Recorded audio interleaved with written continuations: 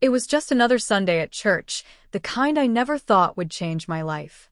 I had been a devoted member for years, quiet, observant, and not one to get involved in drama. So when Pastor William's son, Ethan, approached me after service, I was caught off guard. He smiled with an ease that made you feel seen. "Hey," he said, "could I ask a small favor? My car's acting up and I need a ride home." His tone was polite, his request simple. I hesitated, only because we'd barely spoken before, but I agreed. I wasn't the type to say no to someone in need, especially not the pastor's son. Ethan slid into the passenger seat, the scent of his cologne faint but noticeable. We started driving, and the silence was comfortable at first, until he broke it by asking about my work. I told him I worked at a nonprofit helping underprivileged kids with after-school programs. He seemed genuinely impressed, not in a condescending way, but like he really cared. "You've always seemed grounded," he said, his eyes watching me closely. "That's rare." We talked about everything, our favorite books, why he left for school abroad, and why he came back. I told him I always admired how his father led the congregation with humility. He smiled, saying he didn't always agree with his dad but respected him deeply. As we neared his neighborhood, he mentioned how he noticed me every Sunday but never had the chance to talk. "You carry yourself differently. I've always wondered what was on your mind," he added. Something about the way he spoke made me forget we were just two people in a car. It felt like more. When we reached his place, there was a pause. Not awkward, just still. He unbuckled his seatbelt slowly, but didn't leave immediately. "Thanks again," he said, but his eyes stayed on me longer than necessary. "We should talk more." "I'd like that." I nodded, unsure what I was agreeing to. As he stepped out and gently closed the door, I sat there for a moment, heart racing. It wasn't a grand moment, no declarations, no fireworks. But something had shifted. I couldn't put it into words then, but I knew something had begun. I tried to brush it off as nothing, just a simple ride, a polite chat. But deep down I felt it, a quiet pull, the kind that whispers instead of shouts. It lingered with me the rest of the day, unsettling and thrilling all at once. And even though I didn't know it then, that short drive would be the beginning of everything that followed. After that day, Ethan didn't disappear like most people do after small talk. He texted me the next morning a simple "Good morning, hope your day starts with peace." It felt warm, thoughtful. I replied, and that one message turned into a steady rhythm. He'd send verses from Psalms, tell me about his daily routine, even joke about how he still couldn't cook anything beyond toast. Slowly, his messages became more personal. He noticed things others didn't, like how I always sat on the second pew, or how I wore blue whenever I was nervous. He made me feel seen in a way I didn't know I needed. We started meeting in places where no one would ask questions, coffee shops on the edge of town, late evening walks after midweek services. At first, I told myself we were just talking, but the truth was obvious. His eyes lingered longer, his compliments deeper. He'd say things like, "I feel safe around you," or "You're different." Real. He shared stories about growing up as the pastor's son, the pressure of perfection, how tired he was of being put on a pedestal. I listened, nodded, gave him space to be flawed. And he gave me attention that felt sacred. But there was always a line. He never kissed me, never crossed into physical affection. Yet every word, every glance felt more intimate than touch. He once held my hand briefly when I spoke about losing my mom. It was soft, reassuring, but more than friendly. Still, he always pulled back before anything went too far, and I convinced myself it was because he respected me. Because this was deeper than some fling. He asked me not to tell anyone. "People talk. And right now, I want this to just be ours," he said. I agreed.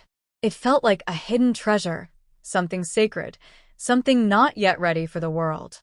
But over time, I began retreating from others. I skipped girls' Bible study, ignored a few texts from close friends. I was too consumed by his words, his promises, the hope of what this might become. I believed I was chosen, not just seen, but truly chosen by someone who understood what it meant to carry other people's expectations and still feel lonely. One night, he invited me over. Just talk, nothing more, he promised. I believed him. At his place, we sat for hours. He opened up about his fears, his disappointments, even cried a little. I held his hand and he said, "Sometimes I wish things were simpler, just me and you. No expectations." For a moment, our faces were close. Our breaths shared the same space. But again, he pulled away. "Not yet," he whispered, almost apologetic. I left with a heart full of confusion, deeply connected, yet still not claimed. It felt like love, but with edges that never softened. I told myself this was what real love looked like.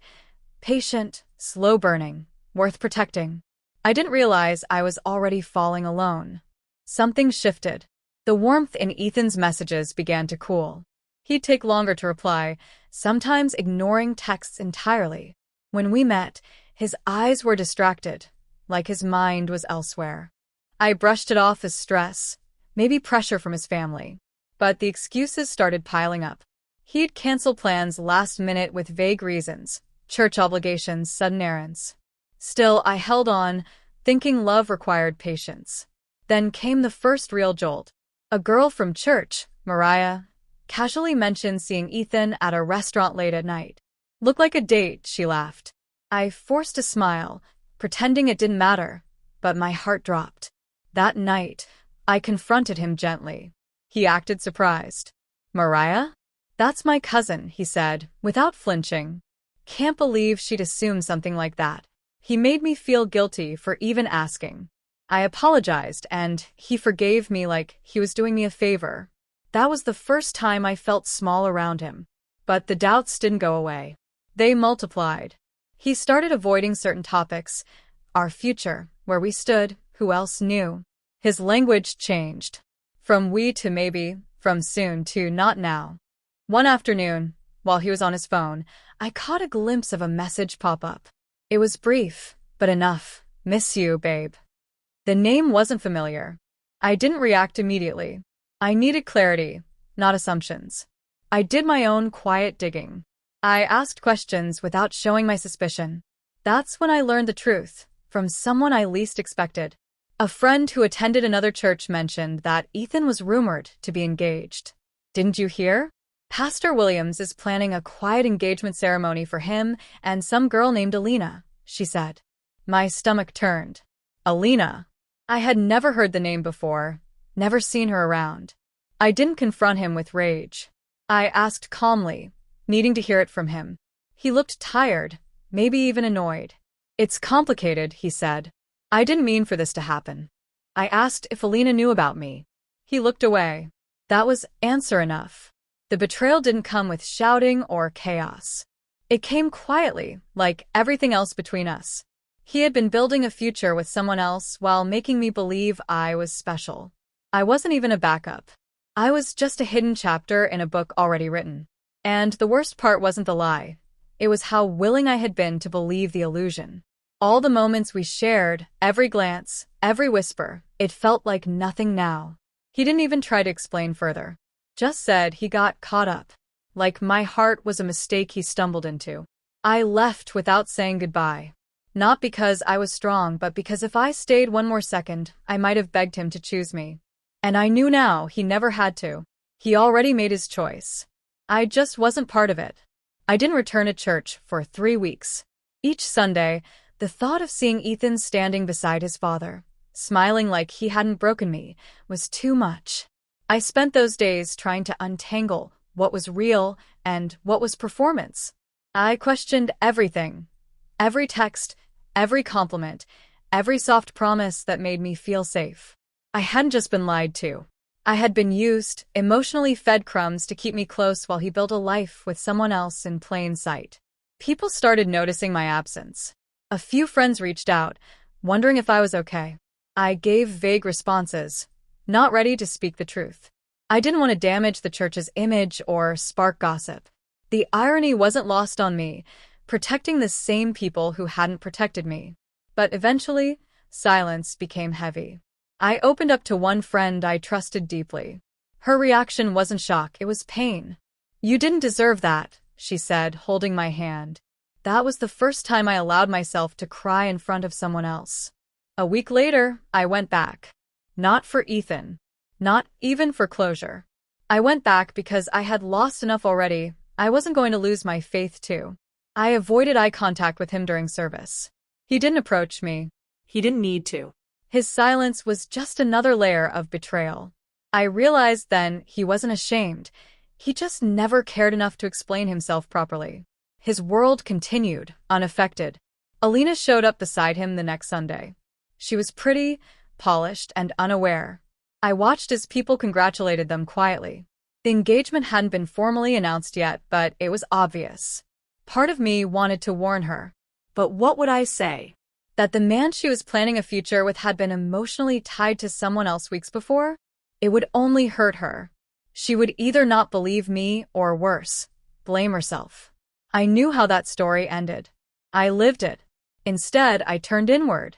I focused on rebuilding the parts of myself I had given away. I returned to my nonprofit work with more purpose, poured myself into helping kids feel the security I had longed for. I started journaling again, writing the truth I had hidden even from myself. I wasn't healed yet, but I was honest. And honesty was a start. Months passed. One evening, I saw Ethan in the grocery store. He smiled like nothing had happened. I nodded but didn't stop. I didn't owe him closure, not anymore. He had taken what he wanted, and I had finally taken back what was mine, my dignity, my voice, my peace. I walked out with my head high, not because I was over it, but because I chose not to carry what wasn't mine to hold. This wasn't a story of revenge or bitterness. It was a story of awakening. Of loving with an open heart, getting hurt, and still choosing not to harden. I may have been betrayed, but I was not broken. And that was the real ending. The one he'll never get to see.